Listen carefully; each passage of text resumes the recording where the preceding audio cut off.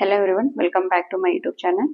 So in the previous class we were discussing regarding the hematopoietic medications. ಅಂದ್ರೆ previous ಅಲ್ಲಿ ಒಂದು video upload ಮಾಡಿದೀನಿ, ನೀವಲ್ಲಿ ನೋಡಬಹುದು. ಈ ಎರಿಥ್ರೋಪೋಯೆಟಿನ್ ಅನ್ನೋ ಒಂದು ಮೆಡಿಕೇಶನ್ಸ್ ಬಗ್ಗೆ ಡಿಸ್ಕಸ್ ಮಾಡಿದೀವಿ ಆಲ್ರೆಡಿ.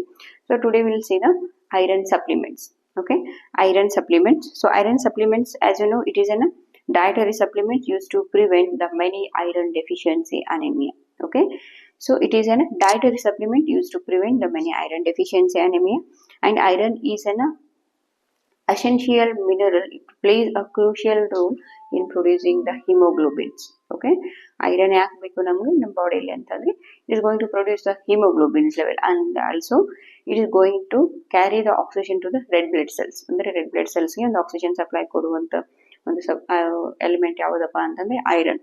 ಓಕೆ, ಸೊ ಹಿಯರ್ ಯಾವಾಗ ರೆಡ್ ಬ್ಲಡ್ ಸೆಲ್ಸ್ಗೆ ಆಕ್ಸಿಜನ್ ಸಪ್ಲೈ ಆಗಲ್ಲ, so we are getting an unhealthy or then abnormal red blood cells.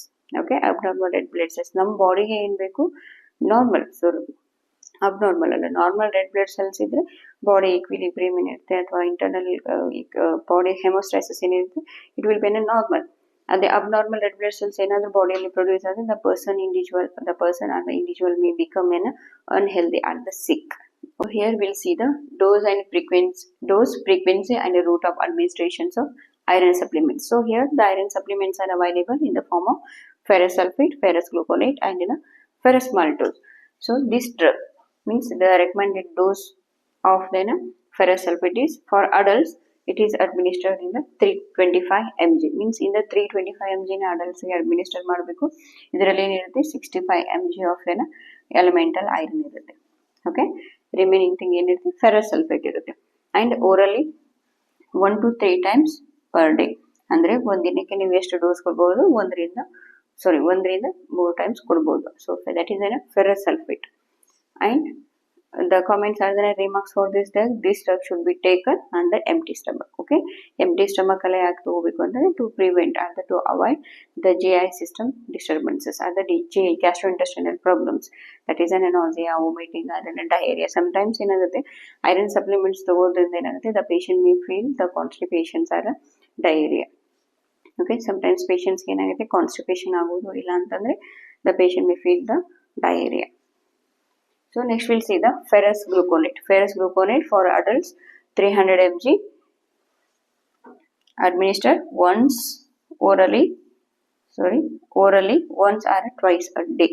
ಅಂದ್ರೆ ಇದನ್ನ ಓರಲ್ ರೂಟ್ ಅಲ್ಲಿ ಕೊಡಬಹುದು, ಡೈಲಿ 1 time ಇಲ್ಲ 2 times ಕೊಡಬಹುದು. ಸೊ ಈ 300 mg ferrous gluconate ಏನಿದೆ ಇದರಲ್ಲಿ 35 mg of elemental iron ಇರುತ್ತೆ. ಓಕೆ, ಫೆರಸ್ ಸಲ್ಫೇಟ್ ಅನ್ನು ಓರಲಿ ಅಡ್ಮಿನಿಸ್ಟ್ರೇಟ್ ಮಾಡಬಹುದು, ಆಮೇಲೆ ಫೆರಸ್ ಗ್ಲೂಕೋನೇಟ್ ಅನ್ನು ಓರಲಿ ಅಡ್ಮಿನಿಸ್ಟ್ರೇಟ್ ಮಾಡಬಹುದು. ಈ ಡ್ರಗ್ಸ್ ಅನ್ನ 1 ರಿಂದ 3 ಟೈಮ್ ಡೈಲಿ ಕೊಡಬಹುದು. ಆಮೇಲೆ ಫೆರಸ್ ಗ್ಲೂಕೋನೇಟ್ ಏನಿದೆ ಈ ಒಂದು ಡ್ರಗ್ ನ ಓರಲಿ ಒನ್ಸ್ ಆದ ಟ್ವೈಸ್ ಅಂದ್ರೆ ಡೈಲಿ 2 times ಕೊಡಬಹುದು. So 300 it is available in 300 mg. In that the 35 mg of elemental iron and it should be take with meals.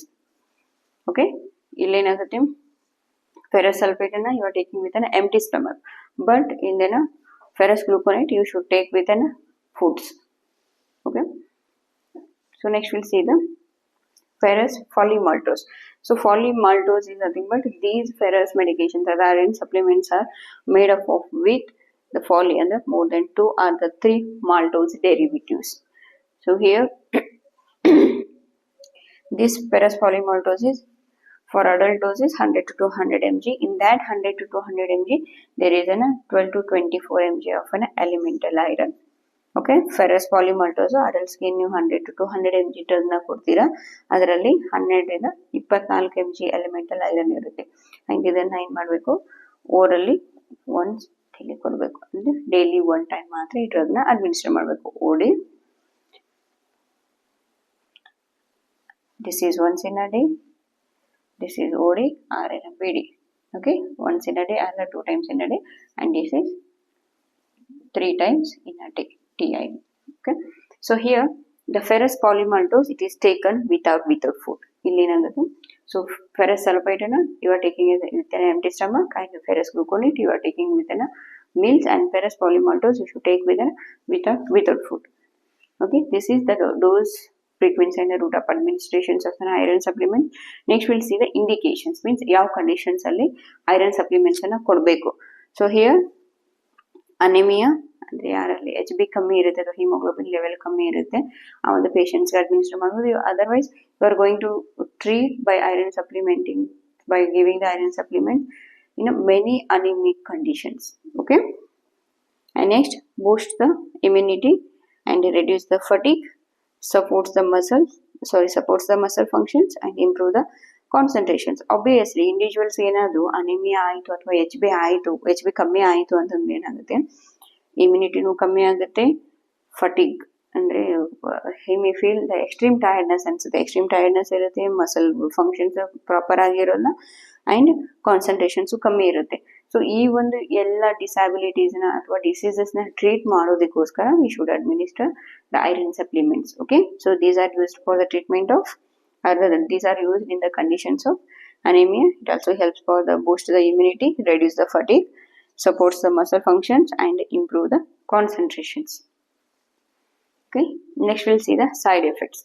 Side effects of these iron supplements are digestive disorders. Okay, ಯಾವ್ದು drug ನ empty stomach ಅಲ್ಲಿ ತಗೋಬೇಕು, ಯಾವ drug ನ with food or without food ನ ತಗೋಬೇಕು ಅಂತ ನಿಮಗೆ ಗೊತ್ತಿದ್ರೆ, so you are going to prevent these GI disorders are the digestive disorders. Those are nausea and vomiting,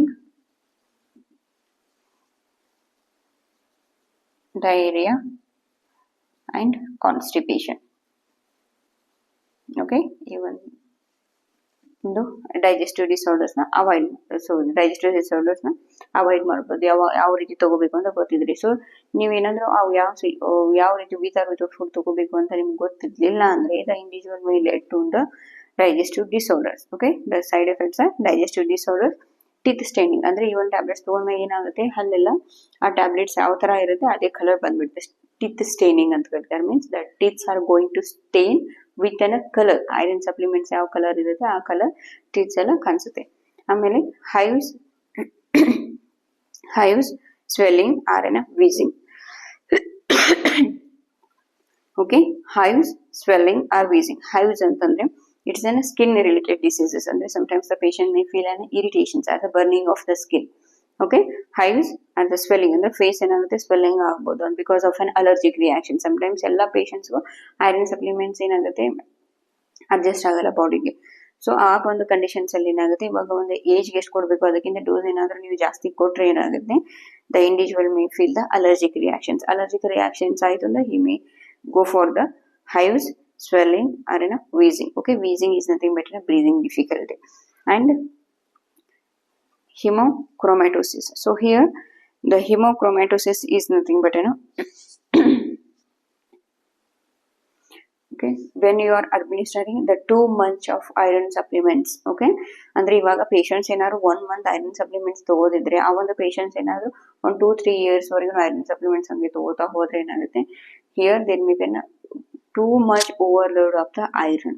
Okay, iron ಏನಾಗುತ್ತೆ ಬಾಡಿಯಲ್ಲಿ ಡೆಪಾಸಿಟ್ ಆಗೋಕೆ ಸ್ಟಾರ್ಟ್ ಆಗುತ್ತೆ. ಓವರ್ಲೋಡ್ ಆಯಿತು ಅಂದ್ರೆ it may causes the ಹೆಮಟೋಕ್ರೋಮೋಸಿಸ್.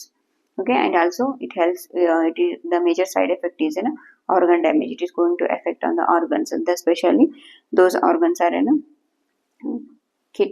kidney, heart and pancreas. So even the organs are damage ಆಗುವಂತ chances ಇದೆ.